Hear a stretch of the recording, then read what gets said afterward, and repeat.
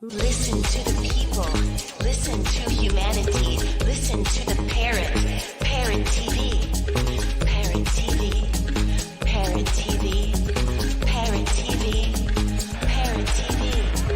Parrot. Listen to the people. Listen to humanity. Listen to the parrot. Parrot TV. Parrot TV. Parrot TV. Parrot TV.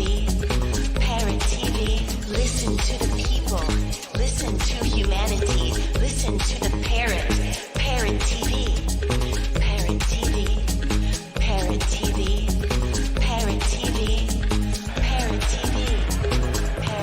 Parrot TV. Parrot TV. Parrot TV.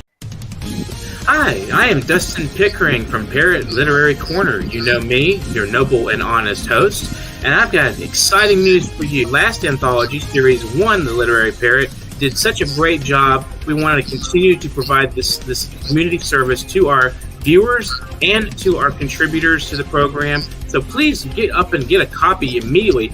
You know, if you're in this book, you want to get a copy. If you're not in the book, you want to get a copy and see what we're doing. You want to be excited with us. We want you on this program, and we hope to see you sometime soon on The Literary Parrot. You have to get your hands on this copy. It's amazing. It's an absolutely beautiful anthology meant just for you. Our past guests have been invited back to contribute yet again to this Series 2. We do this quarterly anthology. We will be doing this after our 200 episode milestone. As of this last quarter, we reached 200 episodes, and past that, get up and get a copy immediately. This is the only TV show on earth for creative writers, and our guests are amazing. They're also community activists building from the ground up. This program is for everybody out there who is a creative mind. Order several copies if you can and donate to local libraries. Give them to your friends, cousins, fans, supporters, anybody that you think loves poetry. And it's not just poetry in this book. Remember, this is creative mind. So we have prose, fiction, short stories, essays, artwork, anything you can think of, artistically creative, photographs. Everything in this book is packed. It is packed. It is just absolutely packed. If you want to get your hands on it now,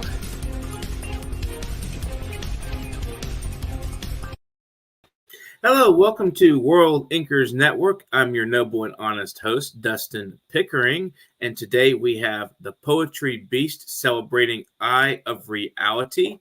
We'll welcome him to the program and just put him on here in a second. Here he is, the Poetry Beast from Canada.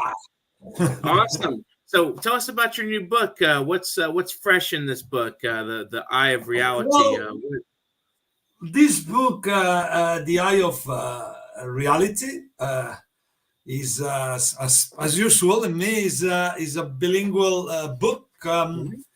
So one side is in Catalan, and the other side is translated by myself in English. And it is a book that shouldn't have been published in the first place, because the initiative was to write of poems about existence, more philosophical than really a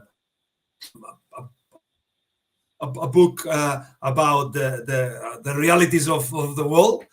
But then as life went on and I suffered myself, that is a reflection of what's going on in the world, on wars, racism,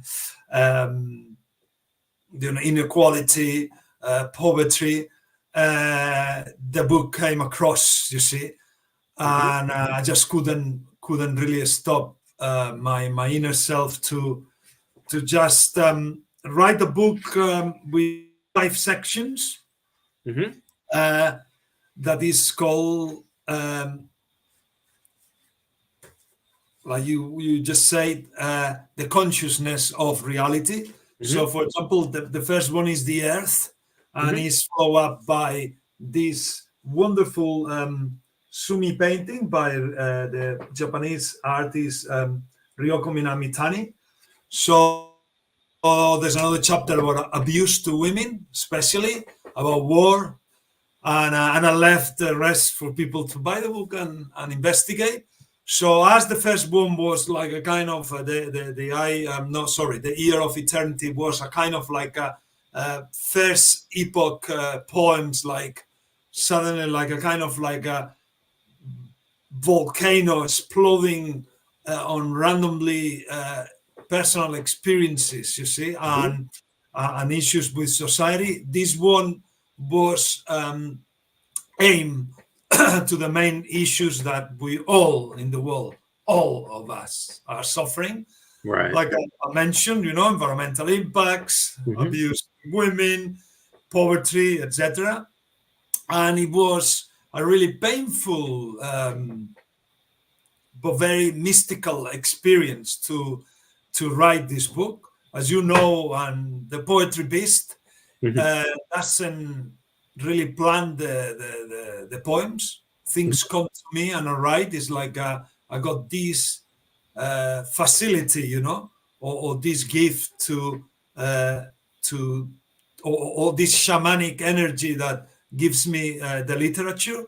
And yeah, each poem was like an extreme experience, like for example, the first one, The Eye of Reality, that has it sets the book, you see, before any of the chapters, and say things that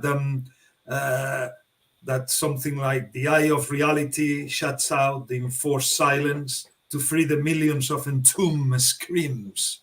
You see, I think just that says a lot. You see, to free the millions of entombed screams. You see, like so. Yeah, it is a formidable reading, because unlike a lot of the poetry that he comes across as or heard a lot about a lot of people, very dense and very academic and elitist, I can guarantee you that you can read any of these poems easily, right? And they'll hit you. That doesn't mean that the poems don't have structures and words that you may need to look up in the dictionary, because it's not just random poems. They're very well written and translated, but they're very accessible to people. Like people can really read it like a story, Right. That's what I aim with my books. I could really be very academic because I have the skills, but my mystical energy says the opposite. Everybody gotta be. Poetry is oral mainly, and it has to be for everybody. I agree. I think and the book has something very shocking. If you look at the cover, okay, the cover looks like a kind of like a mystical, surreal painting, But in reality, if you look closely, that's a picture under the sea, and what it is there flying are plastic. So you have the eye, not as the physical eye really, but as the consciousness that deep down we know that we're destroying our environment, the environment that sustains us. Not only the environment, like as physical environment, as oceans or forest, but also our physical and mental environment as a species, So it is really a really impactful book, It's like a kind of a book where it'll put you on the spot, of what needs reflecting on, rather on more romantic and respectful, whoever wants to write that stuff. I'm not going to criticize it. But if we look for something that can bring change into society, we got to start with ourselves. And this book gives you a lot of tools, Oh, that's interesting. So when did you and why did you rebrand Sorry. as the Poetry Beast? Well, the thing is that just let me put this. Yeah, the thing is that there are two versions there. The first one is that nobody, especially in the UK, can pronounce my name. Xavier Panades or the Catalans or whatever. So that's true. So I never was looking for any nicknames, but my producer and I did some gigs, and everybody he heard, and I saw that everybody was calling me a beast. God, guy is a beast on the stage. He's gosh, so powerful and intense, etc. So he did a poster, and without my permission, he just wrote the Poetry Beast. Mm-hmm. He did a poster for one of the gigs, and then it says Aka Xavier Panades. And actually, that was the same week that my hair, as you could see, changed. So there was a change of image. Mm-hmm. A beautiful Kurdistan man from the I think it was Turkish Kurdistan cut my hair off without permission. He didn't understand me. Oh wow. Well, yeah. So we went to the concert, different name, different hair, Mm-hmm. and actually a lot of people turn up. Oh wow. People that already knew me, but other people that kind of say, the Poetry Beast, that's that guy. So that connection between my performances, that guy that I cannot say the name, and the Poetry Beast, bam, And since then, I've been the Poetry Beast, In fact, that the first album is come out like a few weeks back. It's called Legless Poets. Mm-hmm. And he's from now on, unless I do something with Errol, he's going to be the Poetry, or with somebody else, he's going to be the Poetry Beast, or the Beast and the Beauty, or whatever, Mm-hmm. whatever. So yeah, it's interesting, isn't it? And actually, I like it. I really feel, first time in my life, I really feel identify with the name with a name, with an artistic name. I never could get down to something, And I don't know, what do you think? Do you think it fits me, the Poetry Beast? I think it's interesting. I mean, it gives a kind of, both an animalistic energy, shamanistic energy, and it can also reflect on, like as you mentioned, environmental questions and things like that. Reflecting back to animals and environment, kind of in a little bit of it speaks of the current zeitgeist, I guess you could say, to an extent, because I think beast is like a like what we're acting as beasts in the world, animalistic, and we're kind of degrading ourselves in a lot of ways, that I'm sure Eye of Reality covers a lot of that kind of consciousness, and how we can bring ourselves back out of that, lift ourselves out. I agree with you. I think it's not only people that we perform. I think performing apart from, or as well as the technique or the whatever you can learn to interpret a poem, intonation, etc. I think it is, in my case, and a lot of people that are prof, too, it is a lot about the need to express ourselves.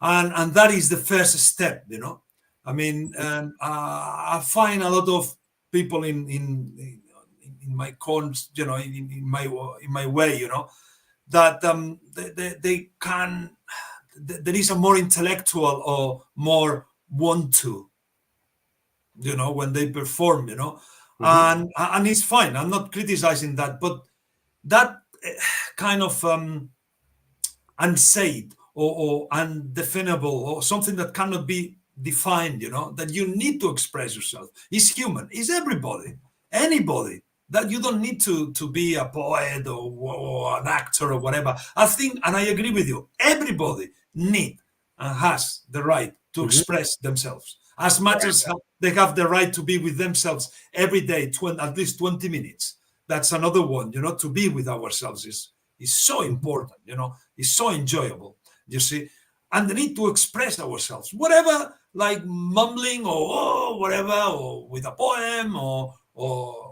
cuddle. That's so human, so human, and at the core of expressing, channeling human emotions is, through poetry or whatever, is that core, that need to express ourselves, to express that thing that is inside, and not need to be anybody else, not even ourselves, just to express. Like when a wolf howls, Right. just howls, woo, just express, that something inside. Right. So do you think if more people engaged in the arts, it would maybe lead to a revolution or like a thought process, thought processes of amongst in our current situation worldwide? Absolutely. I mean, without getting into politics, everybody knows that the current capitalist system prioritizes prioritizes economic benefits. You see, that of course leads to people focusing on careers and personal development related to finance, and that of course leads to inequality, because not everybody can reach that, those great levels of richness, or personally and economically, to be rich, because there's not enough money for everybody to be rich. So therefore, there's always going to be a lot of people that are poor, and a very few that are rich. Even if there are more people rich now, there'll be 100,000 more that are poor. So if we change the system, that instead of being solely focused on economic profit, but more on personal development, or on having a more artistic, or expressing their own needs, you see, it'll be much different. People will be educated in the same schools. We can, you'll be working in the community, so cheaper services for everybody, more time to spend with kids, our kids, less pollution, etc., etc. See, the arts are education. The arts are part of the education. Education is basic. One of the main problems that we are facing nowadays is that people don't take responsibility in their lives. If there is a situation at work, there's a mistake, I can find a lot of the times that people don't have that kind of emotion, saying, oh, I made a mistake, I should use this as a challenge to become better. Like apparently it is not caring at all. I get away with it, don't caring at all. And if you transfer that to billions of people or souls, or whatever you want to call it, and the consequences, then yeah, we have a problem with education. That doesn't mean that we need to be like super strict, etc. It's just that kind of saying, well, whatever I'm doing, I'm going to learn. I'm going to try to do it better, And if I am better, then there is more harmony, and the world, my family is better, my community is better, my country is better, the world, the humanity is better, So the arts can give you that tool to kind of channel those emotions, rather than keeping them in. Right. And get into depressions and get into social problems at work, So yeah, I mean, it's the arts is a column for reassembling, humanity, because the humanity is so now decimated, Right. So we're going to take a brief break. We'll come back with some of your poetry. Yeah, sorry. No problem. Yeah. Good conversation going on. We'll be right back. Experience the rhythm of Africa come alive at Daylight Africa Week 2023 in Senegal. Join us for the groundbreaking Transatlantic Family Reunification Forum, where hearts unite and stories of resilience span continents. Journey through the rich culture of Dakar, Gorée Island, and St. Louis, where the echoes of the past shape our future. Lights, camera, action.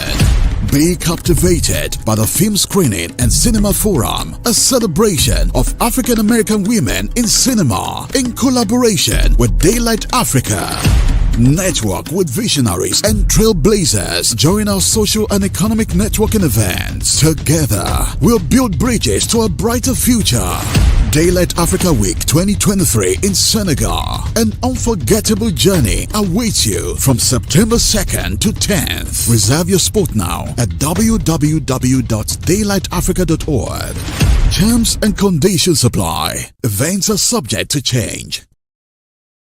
Seduced by Jill Sharon Kimmelman. I had always privately scoffed at the notions that a lover's touch could truly cause fair skin to blush, that a single kiss bestowed could render one silly, sly with desire. Such things found in poems and novels were nothing but crafted fiction, or so I thought. I know better now. My skin still carries the imprint of your touch. With the brilliance of clarity, I recall the taste of sweet and savage kisses. Pleasure beyond any imagining still sings within my veins, sweeter than any nectar upon the tongue, and louder than the fiercest pain. Seduced, a poem by Jill Sharon Kimmelman.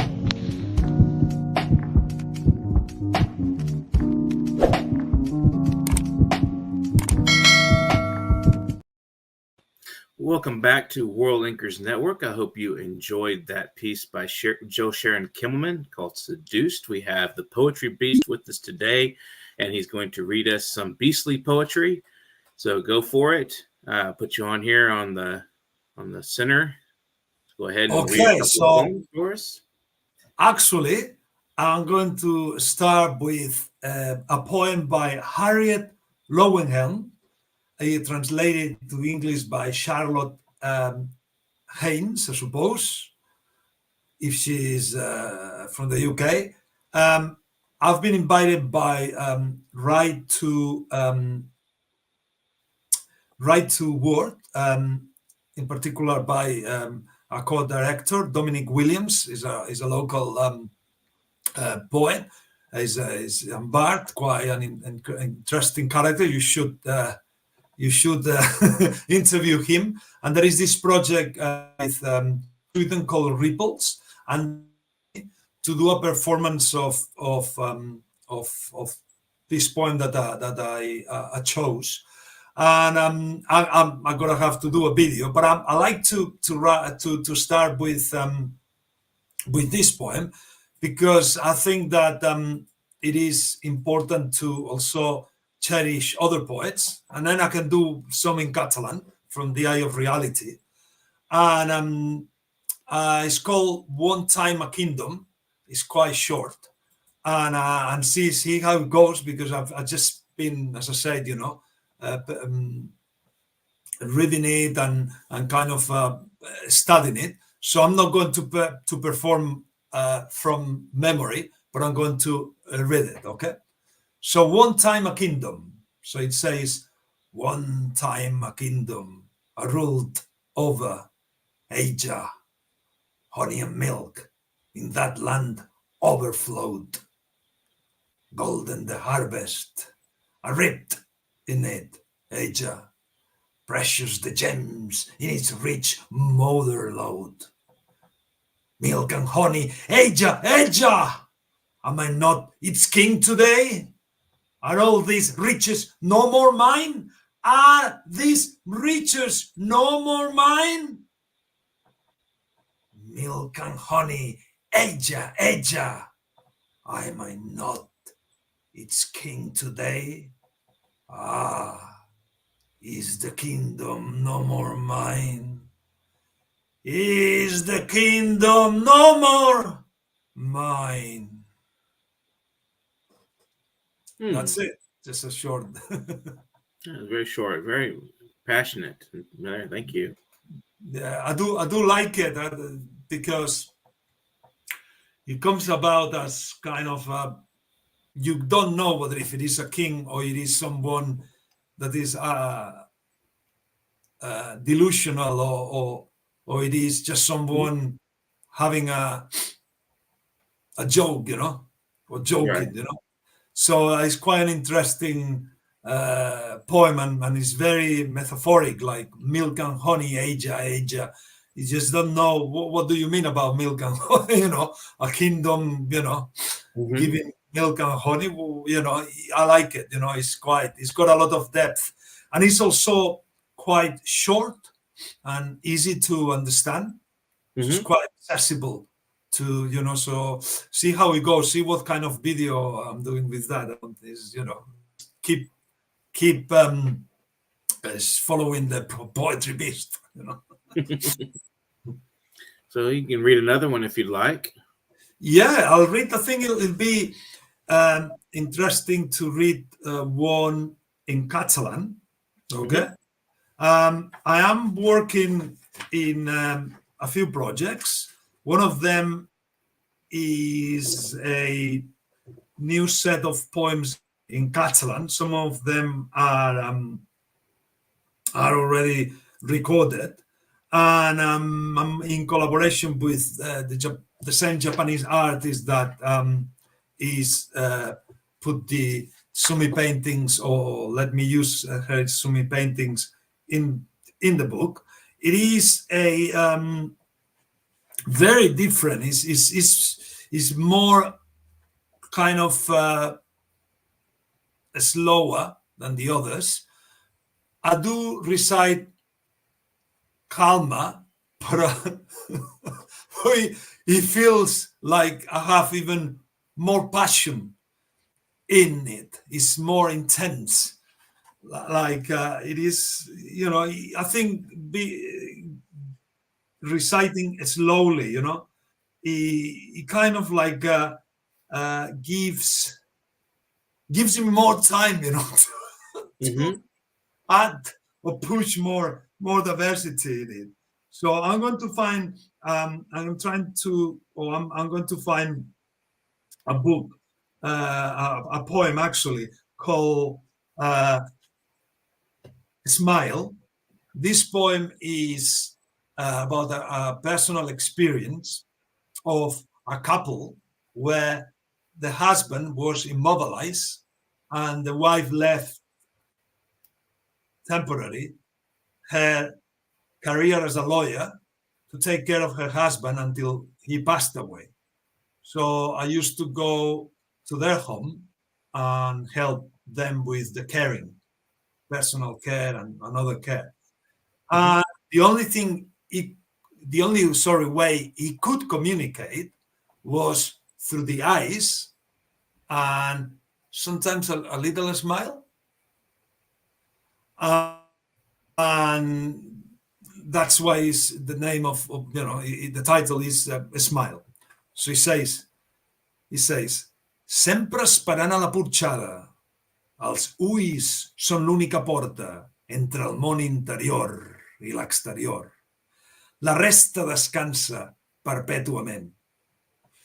No podia desfer-me de la suor que supura dels poros, d'una pell massa blanca i un cos indiferent. Exhalacions que gemeguen de les cordes vocals, formiguejos innocents que devoren el meu cos cru. El seu tacte m'estimava quan em rentava Els seus ulls gegants em miraven quan em vestia. El seu somriure em feia plorar. Em transportava suaument al santuari de la felicitat, on tornava a sentir-me humà. Sí, podia haver-me abandonat, però fidel al nostre amor, continua al meu costat, per la meva soledat, fer-me somriure. Wow. So that's a smile, and as you could kind of feel, is him writing the poem, but of course he cannot, is immobile. Right. So just through the smile and the eyes, he could express this. And day after day, looking at their interactions, I kind of felt and gathered that he was saying that in just in his way. So I can read it in English. Smile. Okay. He says, always waiting on the porch. Eyes are the only door between the inner and outer world. Everything else forever rests. I couldn't get rid of the sweat that spills from the pores of a too white skin and an indifferent body. Exhalations that moan from the vocal cords. Tingling sensations that devour my raw body. Her love touched me when she washed me. Her giant eyes look at me when she dressed me. Her smile made me cry. It transported me gently to the sanctuary of happiness, where I felt human again. She might have abandoned me, faithful to our love. She stayed beside me, and in my solitude, she makes me smile. Lovely. Universal So- sentiments, Yeah. I think we have time for maybe one more, if you want to do another one. Yeah, would you like another one? Okay. See, I like to prepare, but also like to leave it like a bit open. I'm going to go for let me see. Yeah. I'm going one called transcending. Okay. I think women need a major push into leading our society. I think women and LGBT groups they need to allow to run this society in their kind of different mindsets. You see, this poem is very short. Is about a woman that transcends the abuse that she suffered from her husband after her death. So, els petons ballaven en la negror i encenien una llum rebel que enlluernà el seu somriure, alliberant la dona de la mort. Els ulls secs de negró no trobaven la realitat. Era com mirar-se en un espill i enfrontar-se a la buidor. Va udolar desesperadament en l'espai. L'eco frenètic dels crits cristal·litzaren. Plorar silenciosament en l'oblit. La seva memòria fugia en la nit. Una mà invisible l'empenyé suaument. Va caure amb un pou amb 1000 sortides. Va deixar de sentir, posseir i pensar, i en consciència pura es transformar. It's also one of the tracks.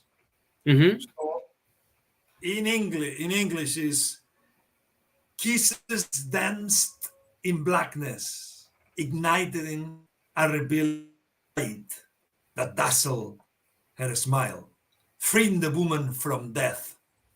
Eyes blinded by blackness, They could not find reality.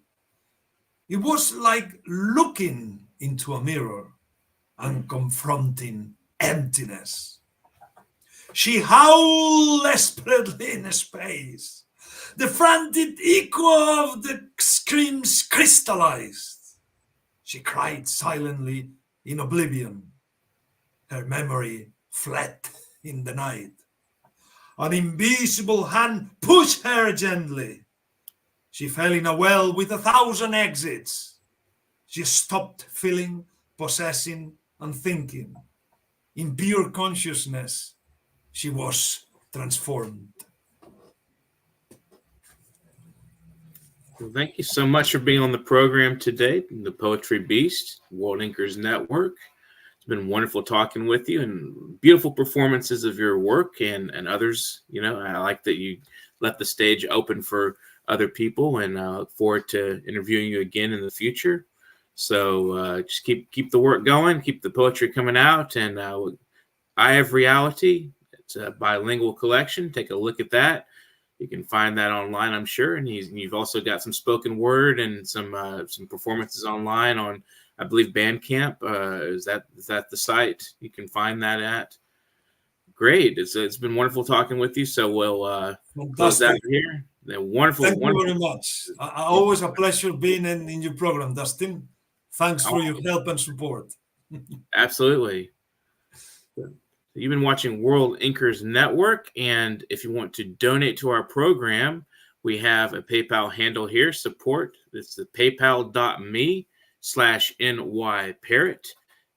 Just send us some cash, any amount you want to send. We don't mind $5 or $500. You know, whatever you've got to spare, if you want to send it our way. And if you want to be on the program, take a look at the banner at the below there. If you want to be featured on the show, send your bio and a few samples of your work to publication.worldinkers@gmail.com. Don't forget that dot in between publication and World Inkers. If you don't put the dot there, it gets lost in cyberspace. We never see it. So just please don't forget that. And thanks for watching today. Subscribe to the channel if you've not already subscribed. I'd love to have you as a subscriber, and so would World Inkers Network and Parrot TV. And I hope you guys out there have a wonderful day, and just go out there and do some writing and enjoy the afternoon or the day, whatever time it is for you in your particular world period, and, you know, wherever you're at. And, you know, I hope you will do some writing today, and I'll get you closed out here in just a second. Get to writing.